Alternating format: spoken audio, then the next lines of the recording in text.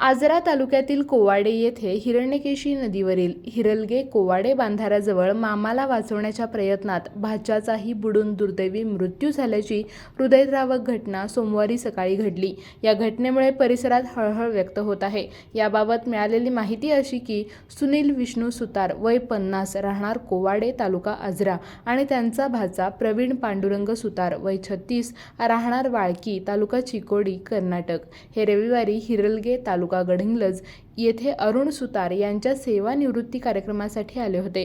कार्यक्रम आटोपल्यानंतर सोमवारी सकाळी प्रवीण सुतार हे मामाला सोडण्यासाठी दुचाकीवरून निघाले होते।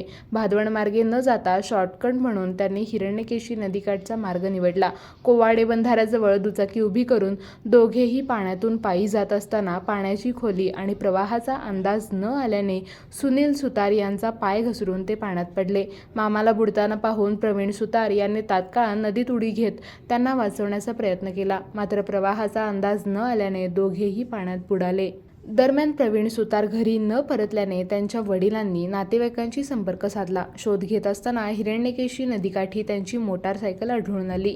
त्यानंतर नातेवाईकांनी परिसरात शोध मोहीम राबवली असता हिरलगे आणि कोवाडे गावांच्या मधील बंधाऱ्याजवळ दोघांचेही मृतदेह आढळून आले। सुनील सुतार हे अत्यंत कुशल सुतारकाम कारागीर म्हणून परिचित होते। त्यांच्या पश्चात आई, पत्नी, भाऊ, मुलगा आणि मुलगी असा परिवार आहे, तर प्रवीण सुतार यांच्या पश्चात आई, वडील, पत्नी आणि 2 मुली असा परिवार आहे।